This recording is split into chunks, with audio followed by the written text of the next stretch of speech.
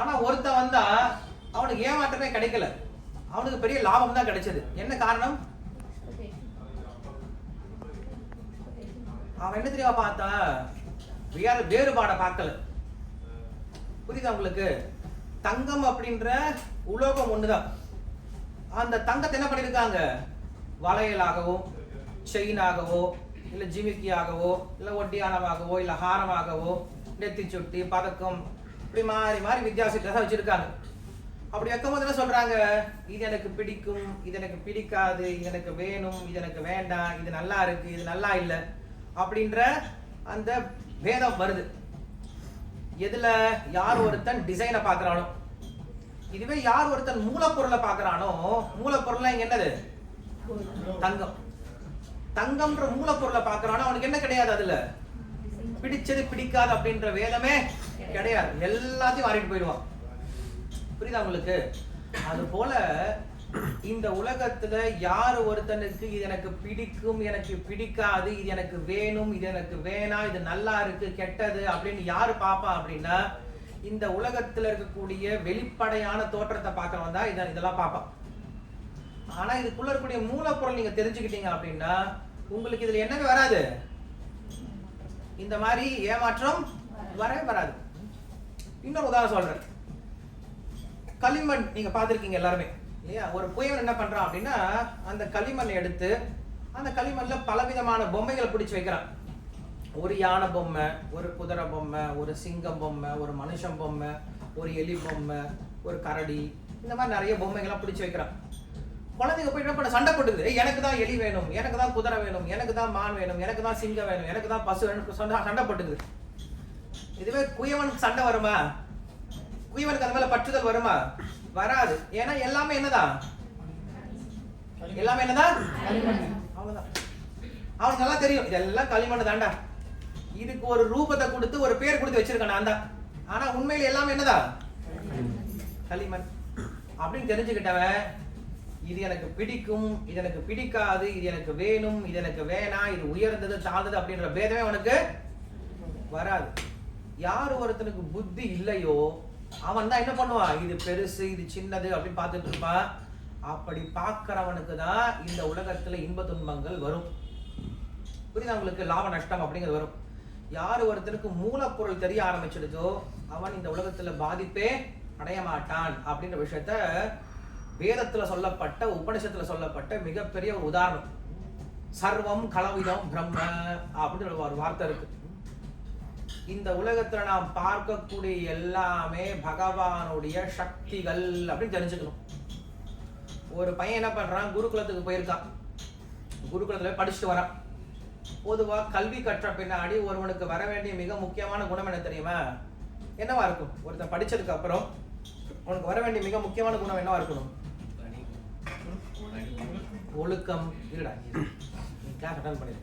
வேற ஒழுக்கம் என்னது கேட்டாச்சு.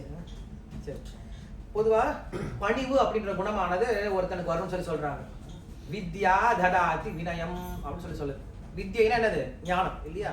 ததாதி வினயம், வினயம் என்ன ரொம்ப பணிவா இருப்பாங்க, படிச்சவங்க ரொம்ப பணிவா இருப்பாங்க.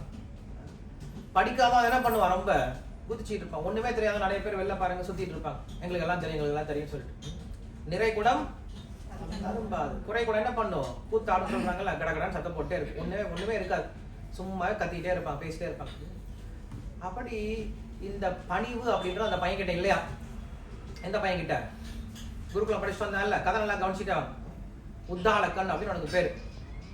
உத்தாலக்கன் அவங்க அப்பா பேரு ஸ்வேதகேது அப்படிங்கிறது பையன் பேரு. அப்பா பேர் என்னது? உத்தாலக்கன். பையன் பேர் என்னது? ஸ்வேதகேது அப்படின்னு பேரு. பையன் வீட்டுக்கு வரான், நல்லா படிச்சுட்டு வரான், ரொம்ப வருஷம் படிச்சுட்டு வரான் குருகுலத்துல. அப்பா நினைச்சாரு இப்ப பணிவா இருப்பான்னு நினைச்சாரு, ஆனா இப்படி தலை தூக்கி வரானா. அப்ப அவனுக்கு புரிஞ்சு போயிடுச்சு இவனுக்கு என்ன கிடையாது, பணிவு கத்துக்கல அப்படின்னு புரிஞ்சு போயிடுச்சு. இன்னைக்கு பசங்க பாருங்களேன், ஸ்கூலுக்கு போயிட்டு வர பசங்களுக்கு பணிவு வருதா என்ன? ஸ்கூலுக்கு போக போக கிளாஸ் அதிகமா அவங்களுக்கு என்ன ஆயிடுது, அகங்காரம் தான் அதிகமாகுது. சின்ன குழந்தையா இருக்கவும் நல்லா இருந்தது, சொல்ற பேச்செல்லாம் கேட்டுட்டு இருந்தாங்க. ஒரு 6வது தாண்டிட்டாங்கன்னா அவங்கள கையில பிடிக்கிறதே முடியல. நம்மள என்னன்னு கேள்வி கேட்கறாங்க. இன்னைக்கு யாருக்கும் பணிவு வர்றதே கிடையாது. ஏன்னா ஸ்கூல்ல அது சொல்லி கொடுக்கறதே கிடையாது. ஸ்கூல்ல யாருக்கும் முதல்ல பணிவும் கிடையாது. பணிவு இருந்துச்சுன்னா நீங்க எங்க இருந்தாலும் பழச்சிக்கலாம், அது எந்த இடத்துல இருந்தாலும். ஆனா இன்னைக்கு ஸ்கூல்ல சொல்லி கொடுக்கறது என்னது? யாருக்கும் பணிவுலாம் சொல்லி கொடுக்கறது. ஏய் நீ இருடா, நீ யாருடா, யாரடா கேட்கறது, நீ தான்டா ராஜா. அப்படி இருக்க முடியாதுல்ல எல்லா இடத்துலையுமே. எந்த இடத்துல நம்ம ராஜாவாகவே இருந்தாலும் ரொம்ப பணிவா இருக்கும், அப்பதான் நமக்கு மதிப்பு இருக்கு இல்லையா? அப்துல் கலாம்னு ஒருத்தர் இருந்தார். அவரு இந்தியாவில் மட்டும் கிடையாது, உலகத்துக்கே ரொம்ப ஃபேமஸ் ஆனார். எதனால? அவருடைய ஹேர் ஸ்டைல்னாலயா, அவர் போட்டிருக்கூடிய சஃபாரி கோட்னாலயா? கிடையாது. அவர்கிட்ட எனக்கு என்ன குணம் இருந்தது? பணிவுன்ற ஒரு குணம் இருக்கு. ரொம்ப பணிவா இருப்பார். பல தலைவர்கள் இன்னைக்கு வந்து நம்ம பேசிட்டு இருக்கோம் அப்படின்னா அதுக்கு காரணம் என்னது? அவங்களுடைய பணிவுன்ற ஒரு குணம் தான். அந்த குணத்தை வளர்த்துக்கல அந்த பையன். அப்பா கேட்டாரு, தம்பி படிச்சியாப்பா? படிச்சேன்ப்பா. சரி, நான் கேள்வி கேட்கிறேன், ஏதோ ஒன்ன தெரிஞ்சுக்கிட்டா எல்லாத்தையும் தெரிஞ்சுக்கிட்டே அந்த ஒரு விஷயத்த படிச்சியா அப்படின்னு கேட்டார். கம் அகைன் அப்படின்னா. உங்களுக்கு புரிஞ்சுதா? கேள்வி புரிஞ்சுதா? என்ன சொன்ன? எந்த ஒரு விஷயம் தெரிஞ்சுக்கிட்டா எல்லாத்தையும் தெரிஞ்சதாகுமோ அந்த ஒரு விஷயம் தெரிஞ்சுக்கிட்டியா அப்படின்னு கேள்வி கேட்டான். அது எப்படி சாத்தியமாகும்? நான் வாட்சை தெரிஞ்சுக்கிட்டா வாட்ச் தான் தெரிஞ்சுக்க முடியும், நான் மிருதங்கம் தெரிஞ்சுக்கிட்டா மிருதங்கம் தான் தெரிஞ்சுக்க முடியும், நான் கம்ப்யூட்டர் தெரிஞ்சுக்கிட்டா கம்ப்யூட்டர் தான் தெரிஞ்சுக்க முடியும் இல்லையா? நான் போனை தெரிஞ்சுக்கிட்டா போனா தெரிஞ்சுக்க முடியும். ஒன்ன தெரிஞ்சது எல்லாத்தையும் எப்படி தெரிஞ்சுக்க முடியும்? அப்படி ஒரு பொருள் இருக்கா அப்படின்னு கேட்டான் அவன். அப்பதான் அப்பா சொன்னார், நீ திரும்ப போய் படிச்சுட்டு வாடா, குருகுலத்தை படிச்சுட்டு வாடா அப்படின்னு சொல்லி சொன்னார். குருகுலத்துல போய் மறுபடியும் இந்த கேள்வி கேட்டா, அதற்கு அவர் சொல்லி கொடுத்தாரு. படிச்சுட்டு வந்து அப்புறம் புரிஞ்சுக்கிட்டான். அப்புறம் ரொம்ப பணிவாயிட்டான். அது என்ன புரிஞ்சுக்கிட்டான்? இதான் புரிஞ்சுக்கிட்டான், இந்த உலகத்துல ஒரே ஒரு பொருள் தான் இருக்கு, அந்த ஒரு பொருளுடைய சக்தி தான் என்ன இருக்கு இன்னைக்கு பலவிதமா விரிவடைஞ்சிருக்கு. தங்கம்ன்ற ஒரு பொருள் தான், அந்த தங்கம்ன்ற ஒரு பொருள் என்ன இருக்கு இன்னைக்கு நமக்கு பல பொருட்களாக விரிவடைஞ்சிருக்கு. எல்லாத்துக்கும் பேசிக் என்னதான்? தங்கம் தான். தங்கத்தை தெரிஞ்சுக்கிட்டோம் அப்படின்னா வளையல் தெரிஞ்சுக்கலாம், மோதிரம் தெரிஞ்சுக்கலாம், செயினை பத்தி தெரிஞ்சுக்கலாம். ஏன்னா எல்லாத்துக்கும் அடிப்படை என்னதான்? தங்கம். தங்கத்தை பத்தி தெரியாம மத்ததெல்லாம் தெரிஞ்சு பிரயோஜனமே கிடையாது. ஒருத்தன் தங்க வளையல் வாங்கிட்டு வாடான்னு சொல்லி சொல்றாங்க, நீ போய் தங்கம் வாங்கிட்டு வாடா சொல்லி சொல்றான். அவன் பிறந்ததுல தங்கம்னா என்னன்னு தெரியாது. அவன் கடைக்கு வரான், தங்கம் எங்க கிடைக்கும் அப்படின்னு சொல்லிட்டு முன்னாடி ரோடு கடையில் இது வித்துட்டு இருக்காங்க, காய்கறி வித்துட்டு இருக்காங்க. ஏக்கா தங்கம் கிடைக்குமாக்கா? தங்க மாதிரி ஆப்பிள் வித்துட்டு இருக்கு, தங்க மாதிரி தங்க ஆப்பிள் சொல்லிட்டு. ஓஹோ தங்கம்னா இதானோ அப்படின்னு சொல்லிட்டு, என்னப்பா வேணும்? எனக்கு ஒரு கிலோ தங்கம் வேணும்க்கா. 1 கிலோ தங்கம்மா? என்னன்னா எங்க கேட்கறான். அவங்களுக்கு என்ன தெரியும்? அவங்க ஏமாத்திட்டு கொடுத்துட்டு போயிடுவாங்க. வீட்டு வாங்கிட்டு வந்து அடிதான் வாங்குவாங்க, இதான் தங்கம் 1 லட்சம் வாங்கிட்டு வந்துட்டேன்னு சொல்லிட்டு. அப்ப முதல்ல நாம என்ன பண்ண, தங்கம்னா அதனுடைய ப்ராப்பர்ட்டி முதல்ல தெரிஞ்சுக்கணும். தெரிஞ்சுக்கிட்டா நம்ம என்ன பண்ண முடியும்? பொருளையே வாங்க போகணும். அது போல இந்த உலகத்துல யார் ஒருத்தன் வந்து இது ஆண், இது பெண், இவன் பணக்காரன், இவன் ஏழை, இவன் படிச்சவன், இவன் படிக்காதவன், இவன் பெரிய ஆள், இவன் சின்ன ஆளு, இது மிருகம், இது வந்து பறவை, இப்படின்னு வித்தியாசம் பார்க்கறாங்க அப்படின்னா அவங்களுக்கு உண்மையில என்ன கிடையாது? புத்தி கிடையாது. எல்லாத்துக்கும் மூலப்பொருள் ஒண்ணுதான். என்ன மூலப்பொருள் அப்படின்னா நிலம், நீர், நெருப்பு, காற்று, ஆகாசம் சொல்லக்கூடிய பஞ்சபூதங்கள் தான்.